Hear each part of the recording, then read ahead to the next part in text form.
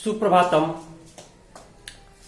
आज हम लोग संस्कृत में अनुवाद पढ़ेंगे जो 9th अथवा 10th में बिहार बोर्ड में 7 नंबर का पूछता है।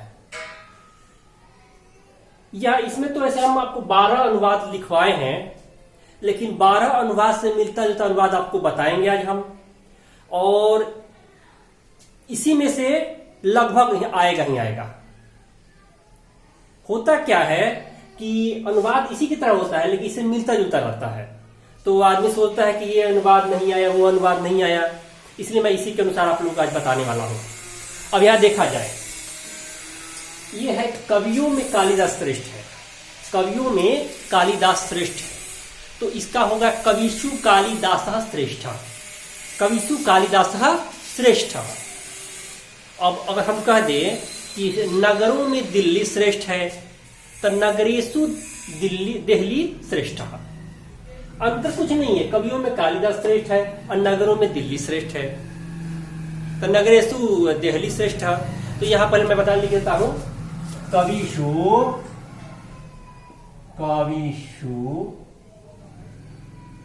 कालिदास श्रेष्ठ अस्ति। माने कविषु माने कवियों में कालिदास श्रेष्ठ अस्ति। कवियों में कालिदास श्रेष्ठ है। ऐसे ही मैं बताऊं कि नगरों में माने शहरों में दिल्ली श्रेष्ठ है, तो नगरेशु शहरों में का नगरेशु हो जाएगा, चाहे नगरों में का नगरेशु हो जाएगा। नगरों में दिल्ली श्रेष्ठ, तो नगरेशु दिल्ली श्रेष्ठ एक ही जैसा होगा, नगरेशु दिल्ली श्रेष्ठ अस्ति। अब आता है राम कान का बहरा है। तो देखिए यहां पर कान का है ना, तो यहां पर कर्णेन हो जाएगा, तृतीया विभक्ति एक वचन। जैसे राम कर्णेन बधिरः अस्ति, राम कान से बहरा है। देखते हैं, राम कर्णेन बधिरः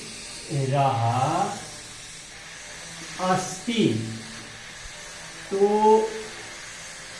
यहां पर जो है राम कान से बहरा है। अगर मैं कहूं कि वह पैर से लंगड़ा है, तो यहां क्या हो जाएगा, सह पादेन खंजः अस्ति। चाहे राम पैर से लंगड़ा है, तो राम पादेन खंजः अस्ति।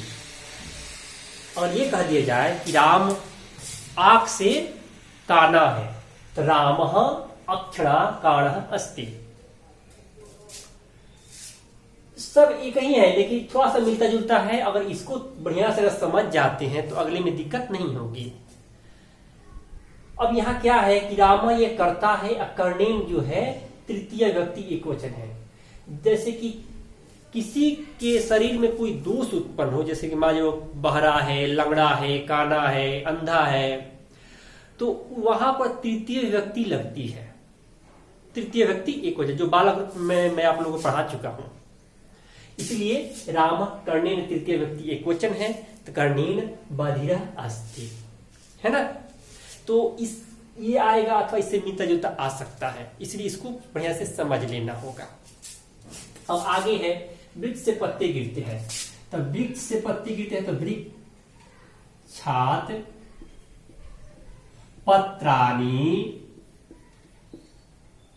पतन्ति।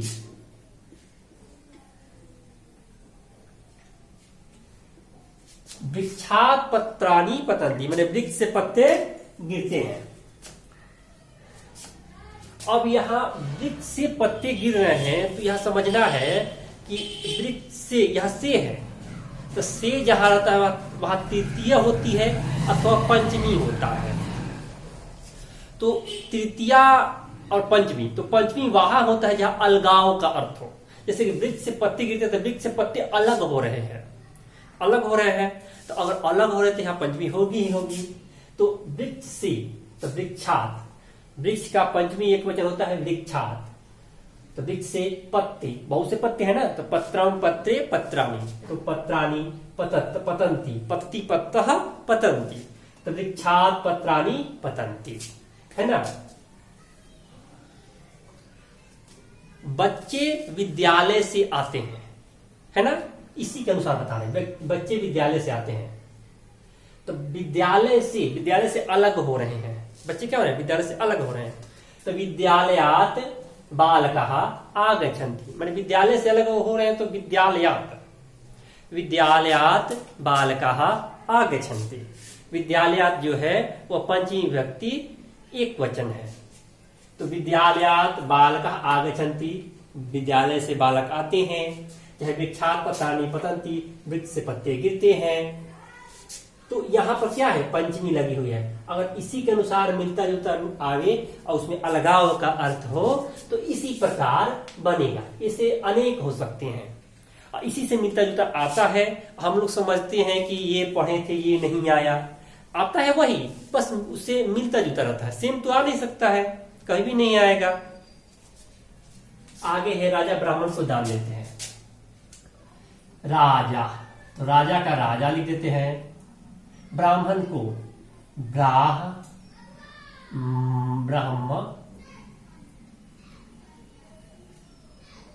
ब्राह्मणाय दान देता है। दानम ददाति, राजा ब्राह्मणाय दानम ददाति। यहां पर राजा है, किसको दे रहा है दान? ब्राह्मण को। क्या दे रहे हैं? दान। तो देखिए यहां संप्रदानी चतुर्थी हुई है। संप्रदानी चतुर्थी माने जहां किसी को कुछ दिया जाता है या दान किया जाता है या दिया जाता है, वहां पर चतुर्थी विभक्ति लगती है। तो राजा क्या कर रहे हैं? ब्राह्मण को दान दे रहे हैं। तो राजा ब्राह्मणाय माने ब्राह्मण को या ब्राह्मण के लिए दानम ददाति। जैसे मैं छात्र को पुस्तक देता हूं तो अहम छात्र को छात्राय पुस्तकम ददामि। क्योंकि बालक का चतुर्थी एक वचन होता है बालकाय, उसी प्रकार ब्राह्मण का चतुर्थी एक वचन होगा ब्राह्मणाय, छात्र का चतुर्थी एक वचन होगा छात्राय। तो उसी प्रकार राजा ब्राह्मणाय दानम ददाति, अहम छात्राय पुस्तकम ददामि, ऐसे मिलता जुलता आएगा। अब यहां देखते हैं, राजन स्वभाव से सुंदर है। राजन यहाँ कोई नाम है, किसी का नाम होगा राजन, और स्वभाव से क्या है? सुंदर है। तो यहां पर मैं इसका अनुवाद बता रहा हूं। राजन, राजन, स्वभाव से, स्वभावेन, स्वभावेन सुंदरम अस्ति, सुंदरम अस्ति। राजनः स्वभावेन सुंदरम अस्ति, राजनः स्वभावेन सुंदरम अस्ति। अगर लिख दिया जाए कि मोहन स्वभाव से सुंदर है तो मोहनः स्वभावेन सुंदरम अस्ति। और लिख दें कि नीरजः स्वभाव से कंजूस है तो नीरजः स्वभावेन कृपणः अस्ति। और कोई लिख दे हम कि धीरज स्वभाव से तेज है तो धीरजः स्वभावेन तीव्रः अस्ति। तो इससे मिलता जुलता अनेक आएंगे। तो यहां करना क्या है कि इसको समझना है, बढ़िया से समझना है कि आखिर ये क्या कह रहा है। राजन स्वभाव सुंदर है, राजन स्वभावेन सुंदरम अस्ति, इसी के अनुसार अनेक होंगे। उसको हमको लोगों को समझकर और बनाना है। जो 9th और 10th बोर्ड में भी आता है, 9th से लेकर 10th बोर्ड में ऐसा ही अनुवाद पूछता है जो 7 नंबर का होता है। आगे देखते हैं, मुनि आसन पर बैठते हैं।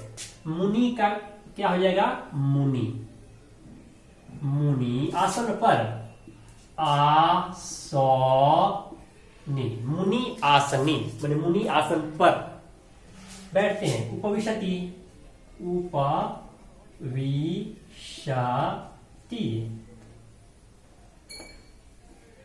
मुनि आसनी उपविशति। अब यहां देखते हैं कि मुनि का तो मान लीजिए मुनि मैंने लिख दिया, मुनि का मुनि लिख दिया। और आसनी, आसनी का मतलब होता है आसन पर, किसी स्थान पर। आसन को तो किसी स्थान पर, तो आसनी। अब बैठते हैं, उपविशति, मुनि आसन पर बैठते हैं। अगर मैं कहूं कि मोहन आसन पर बैठता है तो मोहना आसनी उपविशति। मैं आसन में बैठता हूं तो अहम आसने उपविशामि। जैसे कि अहम के साथ आमी लगेगा, अहम पठामी, अहम उपविशामी, अहम खदामी, अहम लिखामी। लेकिन सह के साथ सह खादती, सह लिखती, सह उपविशति। तीता अंति सह के साथ लगेगा या कोई नाम के साथ, कोई नाम या सह के साथ तीता अंति लगेगा। अहम के साथ आमी आवा आमा लगेगा। तुम के साथ असी लगेगा, सी लगेगा। जैसे तुम पठसी, तुम लिखसी, ऐसे होगा। अब यहां देखते हैं गांव के चारों ओर नदियां हैं, तो यहां पर गांव का होगा ग्रामम, ग्रामम। चारों ओर का होगा परितः, परितः। नदी का नदियां है तो नद्या। संति मने है, क्योंकि बहुत नदियां है इसलिए संति का यहाँ बहुवचन होगा, अस्तित्व संति। यहाँ ग्रामम मने गांव की, परितः मने चारों ओर। नदियां अनेक है ना, तो नदी नद्यौ नद्य है, तो अस्ति स्तः संति, संति बहुवचन है। अब देखिए गांव के चारों ओर नदियां हैं, तो यहाँ के अनुसार षष्ठी विभक्ति नहीं लगी है। बात ऐसा है कि यह इसका व्याकरण जो है यह वार्तिक में लिखा हुआ। वार्तिक एक पुस्तक है, जैसे कि पाणिनि का व्याकरण है, वार्तिक है, तो इस वार्तिक के अनुसार यहाँ पर द्वितीय विभक्ति लगती है। ग्रामर में द्वितीय विभक्ति लगी है। अब मान लीजिए गांव के दोनों नदी हैं, तो ग्रामम अभितः नद्यः सन्ति, दोनों ओर का होगा अभितः, और चारों ओर का परितः। अच्छा है, चारों ओर का सर्वतः भी हो जाएगा। अभितः परितः सर्वतः योगे द्वितीया। तो इसको मतलब कि हम एक तो बता रहे हैं, लेकिन इसके अनुसार अनेक बन रहे हैं, इसलिए ये ध्यान रखना है कि इसको तो समझना ही है, और इसके अनुसार जो अनुवाद मैं बता रहा हूं उसको भी समझना है कि यह कैसे लिखा गया है। तब क्या है कि हम लोग अच्छा से कर पाएंगे। आगे देखते हैं, राम लक्ष्मण के साथ वन गए, तो राम लक्ष्मण के साथ लक्ष्मणीन, सह मने साथ, सह मने साथ में। कहा गए? वन गए, तो वन का होगा वनम गतवान, वनम गतवान। राम लक्ष्मणेन सह वनम गतवान। जैसे कि मैं मोहन के साथ बाजार गया, इसी ऐसा ही है, मैं मोहन के साथ बाजार गया, तो अहम मोहनेन सह, अहम मोहनेन सह हट्टम गतवान। मैं सीता के साथ बाजार गया, तो अहम सीतया। देखिए यहां पर चूंकि स्त्रीलिंग में सीतया हो जाएगा, तृतीय एक वचन, और पुल्लिंग में तृतीय एक वचन लक्ष्मणेन होगा, तो अहम सीतया सह वनम गतवान, हट्टम गतवान, हट्टम माने बाजार। तो इसके अनुसार अनेक वाक्य बन सकते हैं, और ये वाक्य जो है ऐसे ही पूछेगा, इसके अनुसार नहीं आएगा, इससे ज्यादा कुछ आता नहीं है। अब ऐसे भी 10 आते हैं, 10-12 होते हैं, उसमें 7 चूज करके लिखना होता है। तो अब आगे देखते हैं, बच्चे मैदान में खेलते हैं, बच्चे मैदान में खेलते हैं, तो बच्चे का हो जाएगा बालका। बच्चे का क्या लिखेंगे? बालका, बालका माने बच्चे, बहुवचन है, एक वचन बालकः, द्विवचन बालकौ, अब बहुवचन का होगा बालकः। कहाँ खेलते हैं? तो मैदान में, तो मैदान का होगा क्षेत्रे, क्षेत्र में, मैदान में माने क्षेत्रे। और क्या करते हैं? खेलते हैं, तो यहाँ बहुवचन होगा क्रीडन्ति, क्रीडन्ति, क्योंकि बच्चे बहुत न है, इसलिए क्रीडति, क्रीडति, क्रीडति एक वचन के लिए होता है, द्विवचन के लिए क्रीडतः, अब बहुवचन के लिए क्रीडन्ति।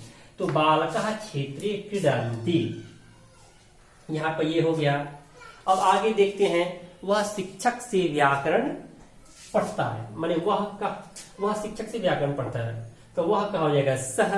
और शिक्षक से माने शिक्षक से व्याकरण लेता है ना, तो शिक्षकात् व्याकरणम पठति, है ना, सह शिक्षकात् व्याकरणम पठति। इसको बताते हैं, देखिए सह माने वह, शिक्षक से तो शिक्षकात् क्या पढ़ता है व्याकरणम, व्याकरणम क्या करता है पढ़ता है, तो पठति।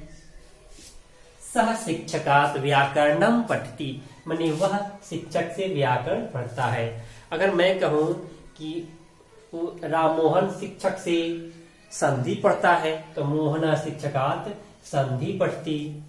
मोहन शिक्षक से अनुवाद पढ़ता है, तो मोहन शिक्षकात् अनुवादम पठति। ऐसे ही श्याम हो जाएगा, मान लीजिए श्याम शिक्षक से समास पढ़ता है, तो श्याम शिक्षकात् समासः पठति।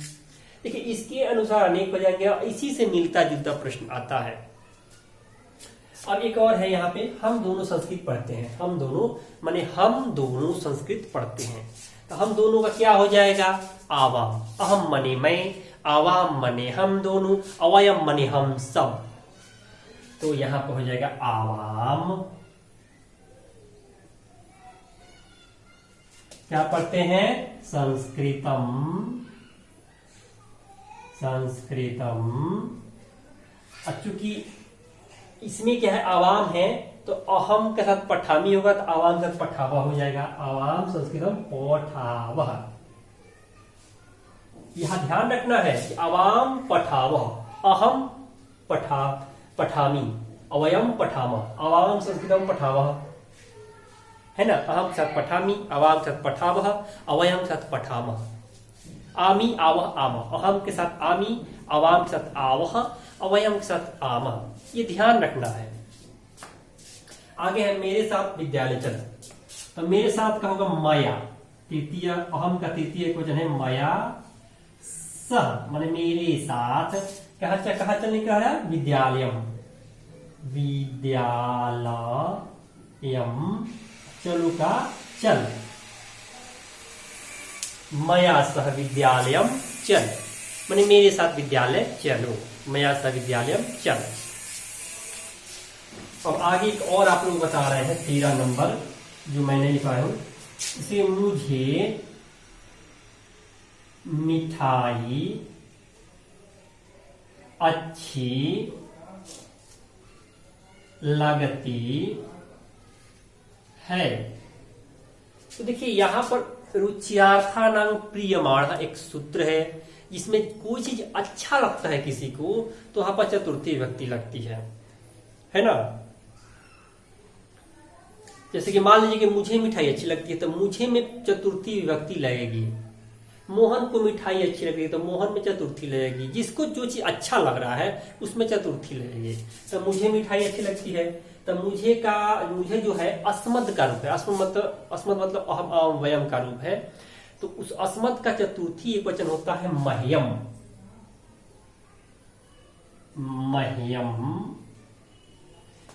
माने मुझे क्या अच्छा लगता है मिठाई, तो मिष्ठान्नम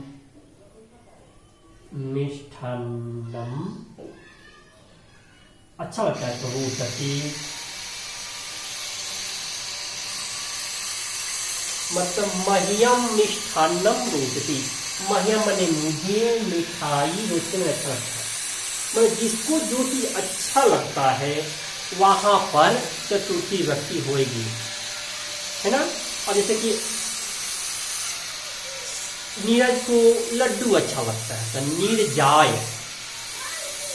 निर्जाय मोदकम रोचते। राम को पढ़ना अच्छा लगता है, तो राम पठनम रोचते, रामाय पठनम रोचते। अगर मैं कहूँ कि अनीस को पढ़ना अच्छा लगता है, तो अनिशाय अनीस का चतुर्थी एक वजह होगा अनिशाय। अब मैं बता दूं जो अकार अंत होता है वह उसका चतुर्थी होगा अनिशाय, रामाय, श्यामाय, निर्जाय, सब अकार अंत है। तो अनिशाय मोदकम रोचते, अनिशाय पठनम रोचते, अनिचाय मिष्ठान्नम रोचते। सब ये बस चीजवा वही आएगा, इतने में से ही आएगा, इससे अलग नहीं आएगा, लेकिन इससे मिलता जुलता आएगा। तो इसको आप लोग क्या करिए कि इसको पहले तो स्क्रीनशॉट कर लीजिए, इसको याद कर लीजिए, मनन कीजिए, चिंतन कीजिए, और इससे आप लोगों का क्या होगा कि आपका जो 9th 10th या बोर्ड में जो है 7 नंबर का क्लियर हो जाएगा। ठीक है, चलिए, जय हिंद।